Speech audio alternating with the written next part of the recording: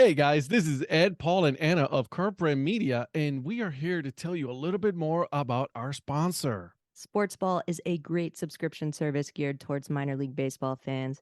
Each box features a different minor league team. You get a box every 3 months with minor league baseball gear, including different styles of hats like Ed's favorite, the dad hat. The cost is less than $12 a month. Proceeds from each box goes to More Than Baseball, the only nonprofit dedicated to the well-being of minor league baseball players. We all know that Parents' Days are coming up this summer, so if you've got a mom or a dad or a grandma or a grandpa who are particularly difficult to buy for, but you know they're baseball fans, this is the answer, guys. Meet your new favorite team at sportsballbox.com. Is there anybody there?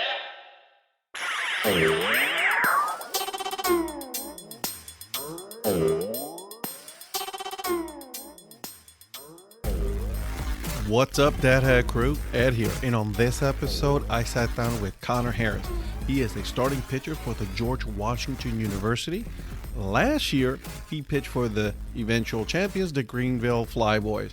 We talked about how he approaches the game, how he likes to just have fun and really listen to his catchers. He is one of those kids that you know that right from the get-go, you are going to have fun talking to him. So, without further ado, I'll give you the episode. All right. Well, I want to welcome you guys to yet another episode of the Dad Hat Chronicles. With me today, I'm very excited. I have yet another player who actually played in the Appalachian League. Connor Harris, how are you doing, my man? Good. Pleasure to be with you. Thank you. Thank you for coming on. I really am very thankful for that. I appreciate that. You, like I just said, you played in the Appalachian League. You played for the Flyboys. Congratulations on the championship on that. That was pretty cool. Thank you. Thank you. Yeah. So I'll start with my simple question and then we'll go from there. Sounds good? Sounds good to me. All right. Growing up, how did you become a fan of baseball? Oh, so I started playing baseball as soon as I was able to walk. I mean, right out of the womb, I had a full Yankee jersey, full Yankee thing, and my dad always wanted me to be a pitcher. Okay. So it was funny whenever we'd have like physicals, because he's probably about 6'3". My mom's like 5'9", so like they knew they were trying to breed an athlete. And, we'd have physicals, and the doctor would be like, "Yeah, like Connor, you're on pace to be about like 6'2", 6'3", and my dad would be like, "No way, he's gonna be pushing 6'5", 6'6". And yeah, so I grew up and just kind of love the sport. I would always watch the Yankees with my grandpa. Me and my dad really got really close through that. And yeah, just love the sport throughout. All right. So what's the official height then? 6'8". 6'8". Oh, there you go. Yeah. 6'8". All right. Official Yeah, so the height. doctors were wrong. My dad was right. Hey, listen to Pops. Yeah. That's It's cool, funny. man. My mom would always be like, "Yeah, like Steven, like stop, like you gotta make sure you love him. He knows that we love him regardless." And I'd be like, "If he's not 6'5", get out." Like, I don't need you right here. Exactly. That's awesome. So you've always wanted to be a pitcher. That's all what you've always wanted to do. Pitching was your thing. Right. Yeah. Always a pitcher. And it kind of, I mean, when we started throwing in like the kid pitch or whatever, yeah, I mean, I'd be throwing like bullpens when kids would barely be like able to like kind of toss it around. Mm-hmm. And yeah, I mean, it was partly because I was so big and I wasn't blessed with as much speed. So, so I played basketball throughout. Actually, played basketball throughout high school, even in prep school. But I mean, I never really had the speed to like make it the highest level. And me and my dad like would like talk. And he said, "What is a sport that I could play where I could play it like at the highest level?" Mm-hmm. And obviously, my love of baseball, so specifically pitching, was what could take me there. Okay. Yeah. I mean, listen, it's taking you to a good, college. You're playing in the Appalachian League. You're getting your name out there. So that's a good thing, right? Correct. It's working out. So that's a good thing. Yeah. Okay. So you're in high school. You said you play basketball as well. Do you think that really helped you out become the athlete that you are right now, playing two sports instead of just really concentrating on just one? Oh yeah, no doubt. I just think like the lessons that you learn in each sport, like applied not only like later on, like with the situations on the field, but like even off the field. I mean, I just remember basketball, like me being, I was the slowest one. So I would always have to work like 3 times as hard on the court. And like, I remember our coach would always be like, all right, like we're going to run these sprints. We have to get it under 50 seconds. And I was like, I'm the slowest one. All getting under 50 seconds only applies to me. Everyone else is like dogging it. I'm like, I just need to get there. I'm like huffing and puffing, but yeah, no, I mean, it really helped me get in better shape that way, and just playing in like environments in high school where I mean people are like screaming at you, like kind of like learn to have can't have rabbit ears, can't be listening to things. Mhm. I mean, last week we were playing at University of South Carolina, and I mean the fans were kind of going nuts and like on some of our players. And like they were like didn't know how to handle it. And I was like, I mean, that's part of the sport. I mean, Yeah. Unfortunately, it's getting a little too crazy with a lot of fans nowadays, right? They're getting a little too violent and too crazy, which I can understand. Not a lot of players not being able to handle it. I get it. It's you never want to hear them jeering. It's just not fun. So I can understand that. But you grew a thick skin. I mean, basketball, they're literally right there on you. Right. You're so that's that's a good thing that you've developed that. Is it the level of competition and then your mentality, was it different when you were playing basketball compared to baseball, or was it always the same mentality? Well, so the thing that's different about it is basketball is way more. I mean, like your actions affect like everyone else is around you Mhm. for any given play. So, I mean, if I'm like trying to lock one guy specifically down, like, and someone else comes to the lane, like I have to step up for him. Yep.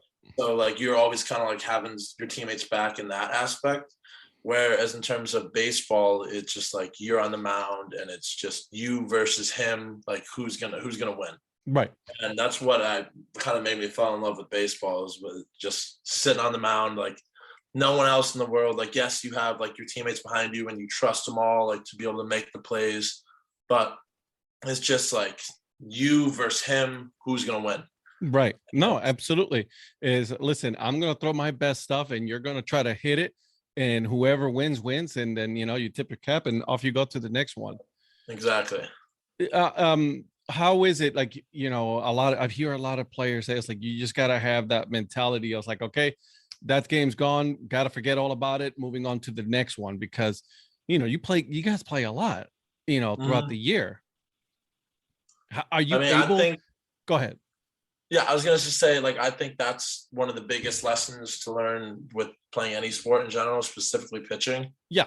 That the best players in the world are gonna. I mean, Mariano Rivera blew saves.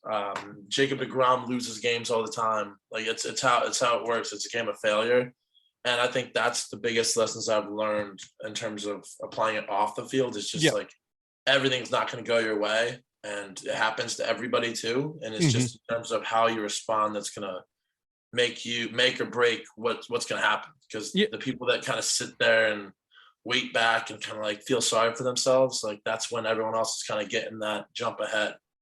I like that you said, it's a game of failure. You're right. I mean, even Mariano Rivera, who was, unanimous, going into the Hall of Fame, also failed, blew saves, so you're right. Absolutely. You got to forget it and on to the next one. So I completely understand that. Are you a starter or are you bullpen? What's your specialty? So I'm a starter. Okay. Always been a starter. All throughout high school. Then coming in now, freshman year, I came in and I actually didn't pitch my first 2 weekends. Okay. So my dad always been like a big supporter of me, like coming to games, and saw I wasn't pitching. Was kind of giving me some like crap for that. He's like, what happened? Like you low on the depth chart? And so he took a bus actually from Connecticut to DC just because it was like whatever. And he was driving back on Sunday. And my coach at the time knew the relationship that I had with my dad. Uh-huh. So he calls me the next morning and was like, hey, Connor, did your dad leave to go home yet? I'm like, yeah. And he's like, well, tell him to turn around because you're starting tomorrow. What? And I was literally in the hallway of like going to my class. I was like, I drop my phone, like jaw drop, like everything. I'm like, and then ever since that day, I've been a starter. So it's That's pretty, awesome, dude. And Yeah. and your dad got to watch you pitch. yeah. Oh yeah. Well, he turned right around. He wasn't missing it. He got it the next month back. Yeah. That's awesome. That's a cool story, right? I mean, and then something that I've been talking to other players is the level of support that you get from family and friends is such an important part of your development as an athlete, because without that, who knows where you might have been. Right. Exactly. I mean, the biggest lesson too with that is just like not let anything steal your joy. I mean, that's what one of my head coaches at GW, Coach Richie, always says that. And I mean, it's true. He's like, regardless of if you went 4 for 4, 0 for 4, if you had a good outing, bad outing, he's like, you are so blessed to be able to play this game at this level for as long as that I have. And so I really take that into account. And because who am I to sit here and complain about not pitching well, like not starting like that, when there's people that would like give up everything to be in the position I am. So it's so true. It's so absolutely true, because a lot of people don't have the opportunity. And at the end of the day, let's be honest, it's a kid's game. We're playing a kid's game, and which is again a lot of fun. And then you have a blessing that, God, threw a thunder and it, put that on your arm, and then you're a pitcher now. Right. So, I mean, that's how that goes. So, so let's talk about your high school. How was that experience for you? Right. You're a 2-sport athlete. You're enduring the baseball season. How did you approach the working out, compared to college, right? Working out, your dieting and all that. How was that different than what you're doing now? Well, I mean, big difference is high school. You have to do a lot of those things on your own. Mm-hmm. So, I mean, there's no one telling you that you have to lift like Tuesday, Wednesday, Thursday, Friday. Like you have to be here at this specific time. Like Correct. You have to make sure you get all of that stuff done on your own. Mm-hmm. But I mean, a lot of it is really been very similar. I mean, I like to think from my perspective that I want to push myself harder than anyone else can push me. Okay. So like if someone's making me lift 3 to 4 times a week, I want to lift other times of the week on my own, because I want to be like, okay, I'm not like, oh, I have to go to lift. Like this is part of my ritual. It's just part of what I get done. So going into GW, I kind of took that summer before that, whatever, and just kind of like worked and made it so the workouts here were kind of easier for me. And I think that's where I've really been able to grow, is in the weight room. So gotcha. So yeah, and you got to develop. You got part of developing as an athlete is you got to work out. You got to do the mental preparedness, as well as doing the game. So there's a lot of aspects to being an athlete that not a lot of people really understand, and that's why I'm very intrigued by this. So I mean, I have one more thing too. I would just say, in terms of like anybody like coming up to like trying to play baseball at the next level, or any sport for that matter, that'd probably be one of my like biggest regrets, is not taking the weight room more seriously in the earlier years. Okay. Just because that is kind of the separator for you. Yep.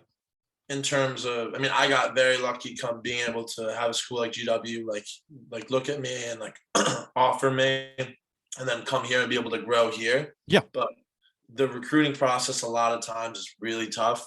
So if there's any way for you to like kind of like separate yourself from the next person down, it would be in the weight room. Gotcha. So you're big now on being able to make sure that you are just in the weight room, make sure that you're doing what you're supposed to do, because those little things can separate you from, going into the minors next, right? That's your next step into your baseball career. Right. I mean, that's any little edge you can get on anybody is huge in this game. So you prepare physically now. What do you do as far as the mental aspect of baseball? Like, do you do any kind of like meditation, anything like that along the lines, just to make sure that you're prepared for that, to the mental game of baseball? I mean, no meditation, but in terms of being prepared, a Mhm. big thing for me is my routine. Yeah. So going into starts, like there's an exact time when I start, when I put my jersey on, there's an exact time when I put my cleats on, there's an exact time when I go out to the go out to the left field and start stretching. Then I don't pick up a ball until exactly 25 minutes before the game. I don't get on the mound until exactly 10 minutes before the game. So kind of doing that is helps me mentally prepare that, like regardless of who I'm pitching Mm. against or regardless of where I'm pitching, Mhm. it's still the same exact game. I mean, it's like that. I'm sure you've seen the Hoosiers movie. Yeah. It's like when they go to that big court in Indianapolis, and he like measures the hoop, and then he measures the free throw line. And he shows them it's the same exact thing. Mhm. It just that kind of helps me realize that regardless of if I'm in pitching in Little League in Avon, Connecticut, or whether I'm pitching in University of South Carolina or George Washington or Greenville, Mhm. Tennessee, it's all the same game, and got to trust your skills because the work that I've done to get here is the hard part. Pitching in the actual game, that's when you have fun. Right. Let me ask you. Okay, so you have a set time. What if, and I'm sure this has happened before, right? Where you have not been able to do it at the exact same time or not, like what if there's something that gets in the way of that preparation? How do you handle that, right? Before a game, how is it that you approach that at that point? Because you say you have a set time and schedule for doing everything. What happens after that? I mean, that's just like anything in like pitching, regardless. Like, I mean, obviously, like if I go out there and I want a 1, 2, 3 first inning, but then if an error happens or someone hits a double, like you kind of just gotta adjust on the fly. And honestly, I mean, it's not. I like to think that all my pregame rituals go perfectly. They Yeah, don't. they Like don't, they right? don't. It's not. It's just not realistic. But to prepare like it's gonna be perfect is kind of like what I try and do. Like I prepare. I like to visualize a lot. So I want it to go perfect, but with also having known in the back of my mind that it's not always gonna go that way, Hmm. and being prepared for that and saying, okay, like that happened, throw that away, let's go on to the next one, on to the next pitch, on to the next whatever. Gotcha. You said something important, visualization. It's the main thing for a lot of players is you're visualizing, you're sitting there, you're visualizing how the game is going to go, and then you go out and perform. That's interesting. I think basketball, and I'm sorry, not basketball, baseball is the one sport that I see a lot of players doing a lot of that compared to other sports, which is very interesting. So your school now, so you said everything was set up for you as far as your routine, as far as working out and the schedule and all that. Same thing with diet. It's all, the school helps you along those lines. Right. So the diet is not so much in control of the coaches. Hmm. It's more kind of you kind of have that on your own. Okay.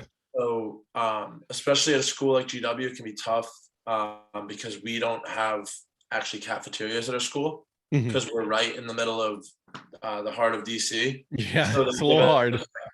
so they give us a card, and we like that work at like different restaurants around the area, but obviously it adds up because you're in the city. Yeah. And so it's kind of very much on you and a lot of responsibility to like eat the right things, Hmm. to prepare the right way, to get enough rest. So that's something that I really grew, I feel like during COVID, Hmm. during that when we all went home, because there was nothing. I mean, you were sitting at home, you could, if you wanted to, you could sit around and eat Oreos all day and like not get the right rest. And I think that's what a lot of people ended up doing. And I Hmm. wanted to take that as a separation to go to the next level physically. So that's when I really got into eating healthy and like drinking, getting the right amount of protein. And so that's kind of carried on when I came back to DC, kind Hmm. of like what I was talking about before with the pitching. It's like no matter what place you're at, like if you've done it before, You're you know gonna you find can a do way. it. Yeah. Right. So That's awesome. I love that. I love that because you're right. You're absolutely right. It's just no matter what, you got to have, like you say, you have a goal in mind. So you have to make sure that you do every little single thing in order for you to achieve that goal. So how is it pitching? Like you said, you go to South Carolina and all that, but like, how is it pitching for you, like in college compared to high school? How is, like, do you get the same amount of adrenaline when you're playing, or is it more? How is that for you? Very similar. Hitters are a lot better. I'll tell you that. Hitters are a lot better. I think it's more in high school is more of like you're the dude, like you're the guy, like people are coming to watch you play, and like you kind of just rear back and like throw it. Like everyone's like ooh and on at your breaking ball. And then you get to the next level in college and you realize everybody's got that. Like everyone's got a high like velocity fastball. Everyone's got something with good break. And it's just about like being able to hit your spots and actually learn about pitching and not just throwing. Not just overpowering a hitter, but you actually got to make sure that especially now because everyone's throwing hard and everyone's throwing like it's the point where 95 to a hitter doesn't look as what it once was. Correct. So I think college is from an aspect of on the mound, it's way more, you have to be more of a pitcher and you have to be able to execute at the right times. And because if you don't, they'll hit you. You get away with a lot more in high school. When you come to this level, if you're trying to throw a ball in the inside corner, three hitter and you go inner half instead, it's not looking good for you. You're about to have some issues. And watching the guy run around the bases. You're all pissed off because you just gave up a home run to someone. It doesn't matter. It's gone. The ball's over the fence. Like if whatever, give me another ball. We got to get going. Exactly. And so do you do a lot of studying video and things like that when it comes to preparation? Do you study yourself? Do you study the other team? How do you approach that? Yeah. So in the off season, I actually use a lot of video just from a pitcher's perspective, just working on the mechanics, just making sure that all your body's moving the right way. And it's good to be able to compare like week to week or even pitch to pitch. Yep. Just I found it more helpful for like cues and like finding like, okay, like on this pitch, I was thinking about doing that and my body moved the right way. So that's what I need to now think about. And in terms of the hitters, there's a lot of data on almost every hitter out there. Correct. So we get an in-depth report before our games, and you kind of have to know like, okay, like this hitter, like he stays on spin really well, so you can't leave anything spin up in the zone. If we spin him, it's got to be down. Or if this hitter extends his hands really well, but if we go in, it has to be in it. Yeah, because like if not, again, because then we're breaking our neck again. Yeah, exactly. So it's kind of it's a lot to think about, but I mean, if I'm being honest with you, once I get out on the mound, if a catcher calls inside fastball, I'm thinking it's me and him, and I want to throw inside fastball right there. So I think about it to an extent, almost having the right miss. But once I get out to that mound, it's like it's kind of over. It's kind of just exactly. I was just going to ask you because you took where I wanted to go with the next question is that relationship between you and the catcher at that point. How big of an importance you put on that relationship between you and your catcher. Oh yeah, I mean, the relationship's huge. I would go even further to say the relationship with the whole team, even as a pitcher, just because I mean, I've seen it when you're sitting on the mound and like you execute pitch and the catcher's like or like kind of giving you good feedback, and you look back and all your like position players are all like clapping for you, like getting pumped up, like that they're going to do everything they can to make a play for you. Gotcha. And the catcher's like really wants you to execute this pitch. And then you get it out of the inning and everyone's like pumped up for you. Like that's a motivating factor, because then all of a sudden you're not doing this in the mound. You're not trying to execute this pitch for me. I'm doing it for my teammates, which is that when you're doing it for the guy to the left and right of you, that's when it becomes a lot more powerful. And that's when it can kind of, because when you do something for you, eventually you're going to get old. It's going to get old. Yeah. But when you're doing something for someone that's left and right of you that you've developed a relationship and you be best friends and it'd be involved in your wedding, like you want to do everything you can so that they can win. Not you, not that you can have success, but more so that you can high five them at the end of the game and say, let's go, big win. The both of you, right? Like the whole team, at that point, it's a celebration. It's a much better celebration as a team than on an individual aspect. That's just how that goes. Let me ask you also, now that technology is such a big part of the sport, right? Catchers are wearing headsets, pitchers got the thing. How is that? I'm very intrigued by this, like, because now you're just getting your pitching by electronically instead of the catcher. Have you been able to adjust to that? How do you like it? Do you not like it?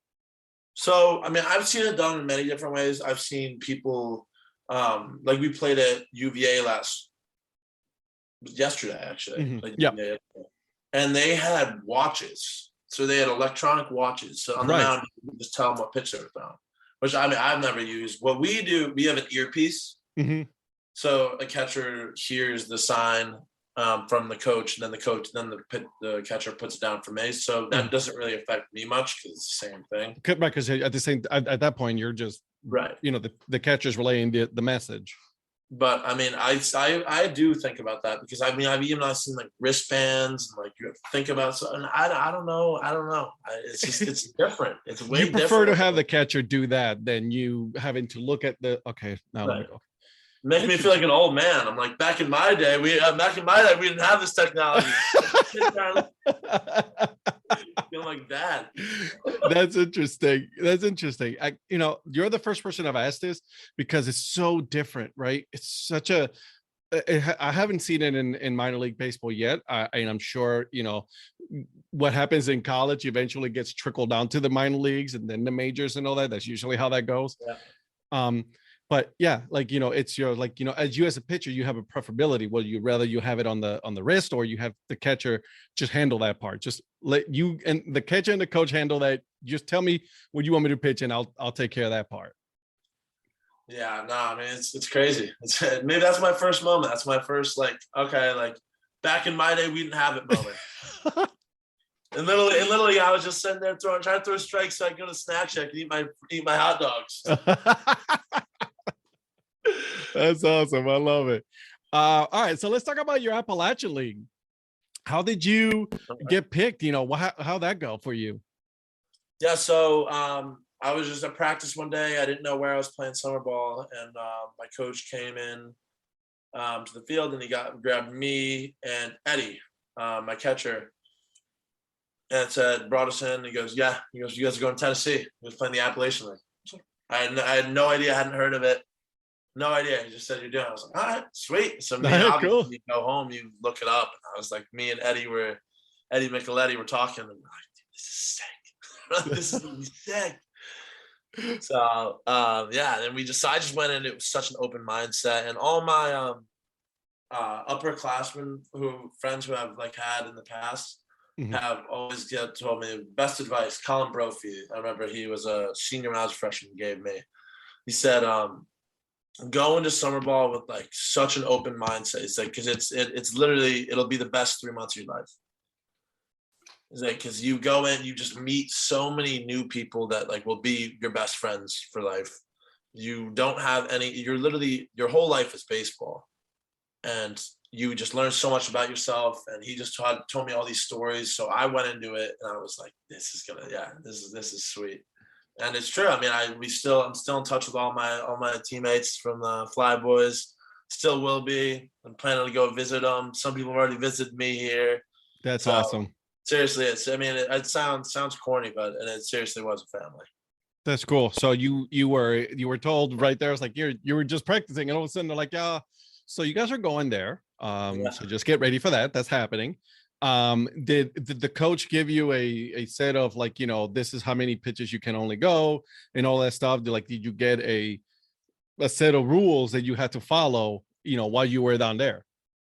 Well, so he wanted me to go 35, I believe 35 innings would be like the cap. Okay. ended up throwing 45. Whoops. Yeah, but I remember after the last outing, I think I talked to him and he's like, okay, you can go one more. And I ended up throwing 7 innings that last outing. So. Oh, whoopsie. But I remember it was funny because I got 45 and then that was on that Saturday and our championship game was on a Tuesday. Oh. So I was so bought in because I've never won a championship. I've lost the state finals twice in basketball in high school, 3 times in Little League.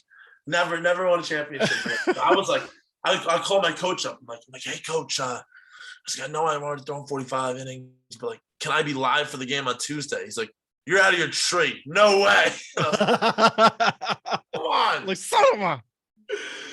So I ended up coaching first base though in that win. Hey, there you go. So now you might see another featuring also in baseball once you're done playing. That's awesome. So you had a great time with the Flyboys, great experience. You grew, you grew as a player, you developed a lot of friendships. How was that schedule, right? Because you go from college, high school, college, and now this is a very professional college, schedule that you're going to, the minor league schedule. How was that? It was definitely a lot. It was more especially coming off of a full season and going in there and not really having any sort of layover in between the season and going to summer ball. There's definitely times, there's times during any season, but during the summer, there's times where you're like, oh, what I would do for a day off, what I would do to just like be able to sit in my bed. But and not do a damn thing. Right, and not do a damn thing. But as my dad says a lot, it's like half of life is just showing up. And You're absolutely right.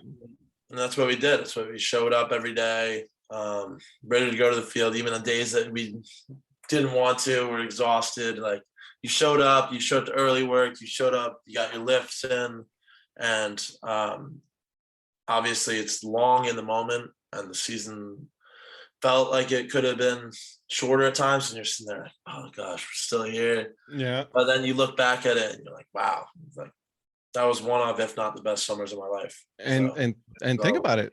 Like I said, it's like, that's a minor league season now, even low A now, it's a full season, compared to what they used to be, right? There's no short season or anything. Once you're in and off you go. Right. So where are you going back? Are you planning on doing something different? What is it that you're doing this time instead of, for your summer? So I haven't decided fully where I'm playing yet. But I think it's going to be, I'm deciding, I think in the NECBL somewhere in New England. I love the App League. Actually, some of my teammates who are freshmen now are headed there. And I was just talking to them about it, and I was telling them you're not one of the best summers of your life. But I haven't played at home or anywhere near home since I left for college. Gotcha. So, I played in the Central Florida League when I was a freshman. And then last year I played in Tennessee. So I think playing there's some really, really good leagues in New England with the Cape League and the NECBL. Yeah. So either one of those, I think that's where I'll end up, just so I can be close with my family. And I can't fault you for that, man. That's good. Closer to family, that your big support there, and then you get to spend the summer with them, and then because then you got to go right back to college after that. So that's awesome. I love it. I absolutely love it. All right, so I think we've pretty much covered a bunch of baseball, your history and all that. Are you ready for my famous, not so famous questions? Oh yeah, let's do it. All right. So I'm going to give you an easy one. You go to the ballpark as a fan. Okay. What do you eat? Like, what's your food of choice, drink of choice when you go to a ball game? 2 hot dogs, no doubt. Relish, mustard. Drink of choice. Probably say Diet Coke. Diet Coke on the rocks would be the appropriate answer. Because it's not beer at all. It's not a Right, yeah, you no, don't none of know that. none of Yeah, that stuff. no shot. Absolutely not. Would Yeah, never. come Right, exactly. You're an athlete. All right. So okay, so let me ask you this. A question on a hot dog. Ketchup, does that belong on a hot dog? Yes or no? Not a big ketchup guy. I've never been. My friend Paul will be very happy with you from the he has his own podcast as well, Baseball by Design. He is a very much against ketchup. That's a wrong answer, but it's okay. I'll forgive you. Wow, you like ketchup? What do you gotta have ketchup on a hot dog. Are you kidding me? Yes, ketchup on a hot dog, ketchup on a burger, fries, everything. Absolutely. Yes. And mustard. All right. Beach or mountains? Beach. Okay, good answer. I like that. Coffee or tea? Coffee. Big coffee guy. Love Yeah. coffee. Love It's the funny, I smell. used to when I was younger, I would always drive around my mom and she would order coffees from Dunkin' Donuts and she'd be like, "You want anything?" And I was like, "I don't know what to get." So I felt like I was missing out. I'd be like, okay. So eventually I just started asking for coffee and I hated the taste of it, but I would just drink it because I felt cool. Yeah. So I'd be sipping on it. And now I love the taste. I literally drink it black, don't eat anything with it. But I remember I started off. You But I'm just did it to still be gonna cool with the family because you thought you were missing out, Yeah. and now you just can't stop. I cannot. I try so many times. Love the smell of it. I think it smells great. I make my my wife coffee every morning, but I cannot take the taste. I just can't do it. Absolutely not. You like tea? I will do tea. Yes, tea You'll is do all. tea? I'm all about the tea. Absolutely. All right. Breakfast or dinner? Oof, dinner. I go Dinner? dinner. Okay. More options. Eh, You're right. You're right. Breakfast You're too. right. I like breakfast too, but I like dinner. I would go dinner. Early bird or night owl? Night owl. Night owl. Okay. Yeah. Pepsi or Coke? Coke. Diet Coke. Right. That's right. You're a diet person. The taste. I like the taste. I like the taste of it. Really? That's what it is, just because of the taste. Yeah, just because the taste. I think it's probably just that's what I had in the house growing up. But my friends make fun of me. I like DC. I'll have a DC and DC because I'm in DC. So There you go. Favorite ice cream flavor? Coffee. I'll say coffee. There's a specific flavor, coffee cookie crumble. So it's like a mixture of coffee and cookies and cream. Okay. Phenomenal. Oh, all Phenomenal. right. Yeah. I've not tried that, but I got to take a look and see how that goes. Well, you should try it. You're not a coffee guy. So Well, you know, you're right. I hate the taste, but you know, yeah, maybe tea cookie crumble would be. there we go. There you go. I like that. Okay, so is it wrong for a vegetarian to eat an animal cracker? It's funny. Yeah, I guess so. There's a full animals. I mean, those come to life. There you go. Never know. That's right. Pretty funny. I mean, First fruit that comes to mind. pineapple. Great answer. Love pineapple. Pineapple and pizza. Yay or nay? No, Interesting. So do you like pineapple? I do like pineapple, but Not on a pizza. I wouldn't throw it in the za. I think there's just too many other good options. You're a good man. Good man. I like that. Chocolate or caramel? Ooh. Caramel. Good job. Okay. What color is your toothbrush? Green. Okay. Favorite Halloween costume? Oh, I got some good ones. Okay, I'll go with my freshman year. I was in college. I was trying to be like Mr. Single Guy, dressed up as the Bachelor. So I wore a full suit and brought 12 roses and started just handing roses out to different people. I thought that was a good one. That's good. I like that. That's good. That's you're a smart man. You're a smart man. I like that. Do aliens exist? Sure. Yeah. Okay. There's got to be somewhere out there. Come on now. Galaxy is too big. Yeah, exactly. No shot. There's got to be there. So if animals could talk, which animal do you think would be the rudest animal? Chihuahua. Why? I don't know. They're always barking. I was like, dude, what are they saying? It's like a high pitched bark. It's like, ah. You're right, dude. I have a Chihuahua, and it's so true. My Yeah. Chihuahua, she will bark at anything. It's family, friends are coming over, and yet she will bark no matter what. I'm like, dude, you know these people. You can smell them. You know who they are.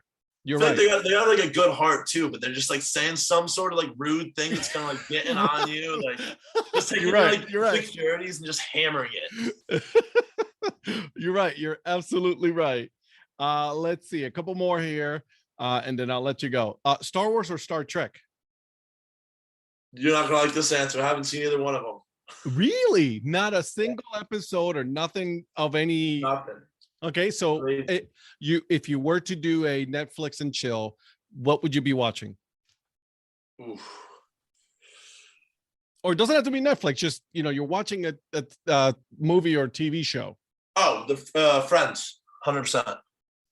I Good love the show Friends. We Really? always have it on here, regardless. I think it's hilarious. That's a great answer. Great answer. I love that. I love that. All right, let's see here. Say a word in Spanish. Playa, vamos a la playa. Okay. All right. Okay. You even give me a full sentence. I love it. I love it. Last movie you watched. Hangover. Great movie. Yeah, Absolutely. they put it on Netflix. So, Okay. All right. Here we go. Last one. Are you ready? yep. What was the most inappropriate place that you've ever farted? Ooh, there's a lot of these ones. Yeah, I let it. Actually, I'll tell you a quick little story of this because this Go happened. for it. Go for it. The other night. So I was sitting in the room and we had a group of girls over, and it was me and a couple of my buddies, and they know, like, every once in a while, like, yeah, like you fart. I mean, it's natural, whatever. It just happens. Yep. But fart etiquette, you gotta make sure you go into another room. Absolutely. That's what I'm thinking. I'm like, okay, we got some ladies over. We'll go in the other room.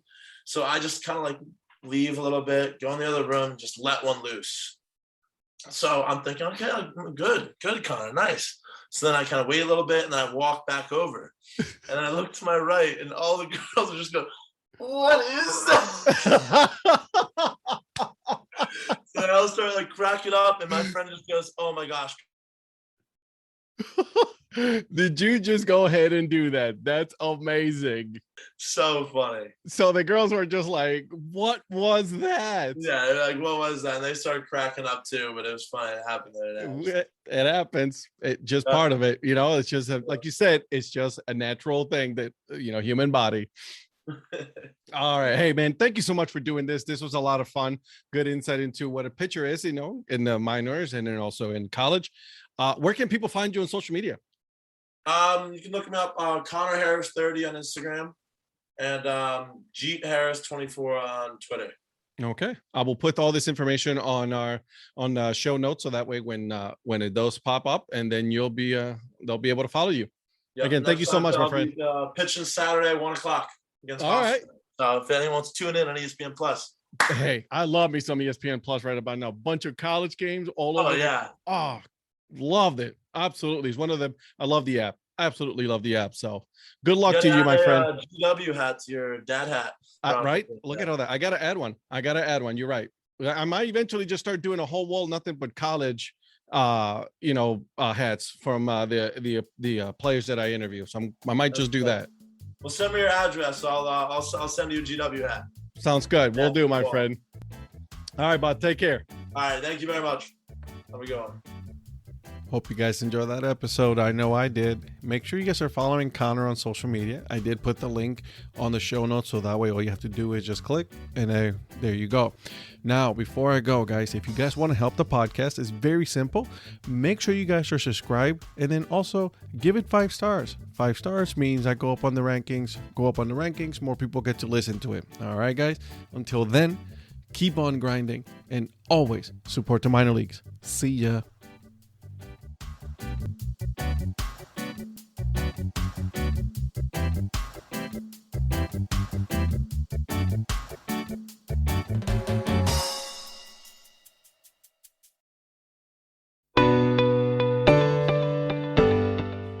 This podcast is part of the Curved Brim Media Network. Here are some of the other members of Curved Brim Media. Hi, this is Ed Rivera of the Dad Hat Chronicles. Join me as I interview people just like you and players, coaches, GMs on the path that led you to become a fan of the sport. I'm Paul Caputo, and on the Baseball by Design podcast, I talk to minor league baseball teams, designers, and other super interesting people about what these minor league baseball logos mean. And I talk a little bit about ice cream helmets. What's up, Bucketheads? I'm Anna DiTomaso, and each week on the Baseball Bucket List podcast, I speak with a different fan about their favorite baseball memories, what the game means to them, and what's left to check off on their baseball bucket list. Hey guys, this is Patrick Larson from the Minor League Baseball Hat History Series, and in every episode I go through the history of minor league teams through my personal collection of hats. You can find me on Twitter at @PatLarson1. I hope you guys enjoy. This is Patrick and Corey of BaseballMapper.com, and we have made an interactive map to help highlight all baseball teams from the majors down to collegiate summer leagues. We want to bring you closer to baseball, so get on the site and find a team near you today. Learn more about Curved Brim Media at curvedbrimmedia.com.